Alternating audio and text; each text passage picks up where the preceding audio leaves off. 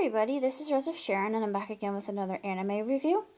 This is actually a feature film.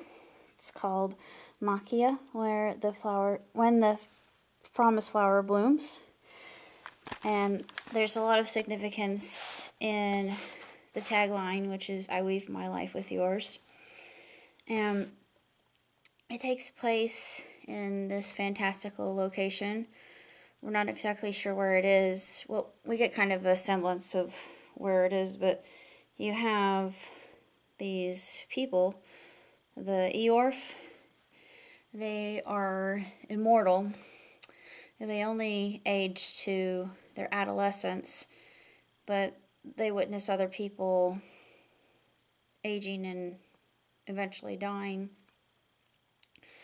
And it's very lonesome, but in the process of it, our main character, Maquia, she learns quite a bit about how saying farewell to somebody doesn't always have to be fraught with tears.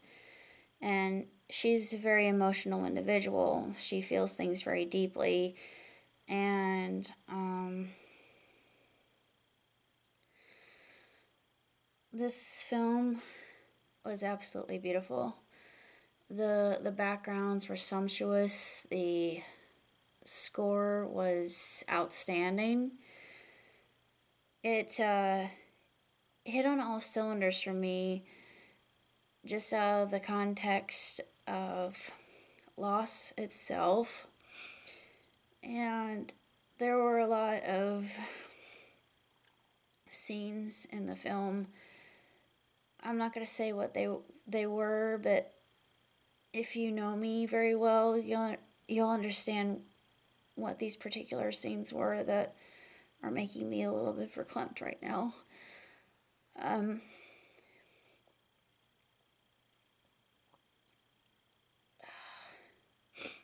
Her fears are very understandable, but it's just like she comes to realize it doesn't always have to be met with sorrow. It can be something that is quite beautiful, because she gets to witness the cycle, and the cycle in and of itself is art and poetry in motion.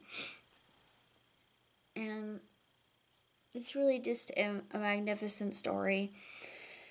And I think if children are old enough to actually understand what's going on, they'll get that there are some political angles that occur within the storytelling in and of itself, even though it is an idyllic fantasy setting.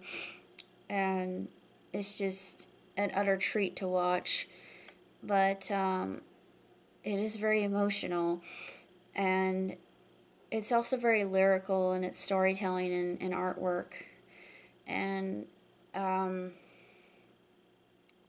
just to kind of sidetrack a little bit, I've been watching quite a few things on death. It's not like I'm obsessed with it. It's just something that I'm intimately familiar with. And I know it's a process, and the old saying that goes, "Time heals all wounds," as cliched as it is actually very true. And in Maquia, we see that time marches on itself, but she grows over time, and of course it also gives the good lesson that motherhood can come to us in many forms, and when we least expect it, we can become parents, and Maquia does, even though it takes a horrendous circumstance to actually get to that point.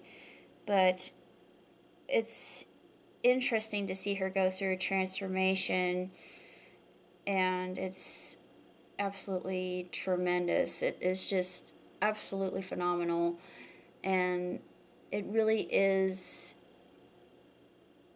completely rhapsodic to view. And I was blown away by the art, and I wonder how long it actually took to do it, how long it took to make all these different scenes, and I'm glad I had the chance to see it. And I was gonna read the back of it and see how, I want to see when it was actually made. Um, it doesn't really say. I think it came out last year because Cell Specs was talking about this quite a bit, and I'm glad I had the chance to finally see it for myself. It is definitely worth it if you're a fan of anime. It has a very Game of Thrones, Sword Art Online, Claymore, Spice and Wolf. It actually reminded me quite a bit of Spice and Wolf, just the way it was set up in the Fantastical Land, or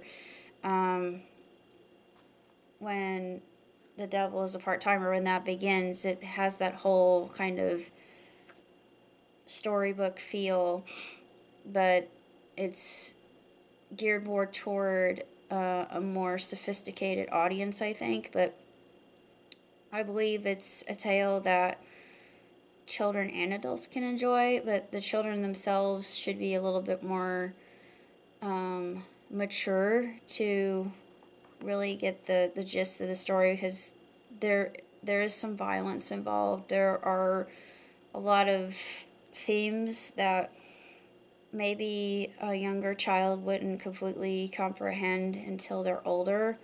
So I would say this movie warrants at least PG-13 due just to the themes themselves and the blood that's involved in certain scenes. There's quite a bit of violence. There's no swearing, but it's really just a sensational, spectacular film that can be enjoyed by all, and I highly recommend it. It's a very calming film. It's one movie that, like Mary and the Witch's Flower, which I absolutely loved. It was just movie like that you can sit back and you can relax and unwind, completely unwind. And I am so absolutely tickled salmon that I had the chance to truly sit and savor this for the art. It really is. It's a complete masterpiece and absolutely extraordinary. And I can't begin to praise it enough, but I give it 2 thumbs way up, 5 stars hands down. And of course, there's some really just astonishing scenes that will knock your socks off that are done in CGI. That just it's dazzling. This is a story, and it may seem to some people that it might be a little bit slow to get started. To me, it's not, because the story segues seamlessly from one spot to another. But Maquia, I think, can be enjoyed by all ages, and they can learn something just about the nature of life and death in and of itself. And it's a good mechanism to get people to talk about an otherwise taboo topic. And it's something near and dear to my heart just because I'm so intimately familiarized with it, and I've been able to predict it so well in my lifetime. And there will be people who will be afraid of me because of it. And it hurts. Actually, it hurts when you can't control an ability. That this is something that was given to me. I might be slightly psychic in that regard, but I didn't ask for that. I accept it as, I personally see it as a blessing. I know other people would probably see it as a curse, but no, if someone really loves me for who I am, they'll accept the fact that when I get to know you well enough, I'll be able to read you like a book. And more often than not, we will develop a very close psychic bond.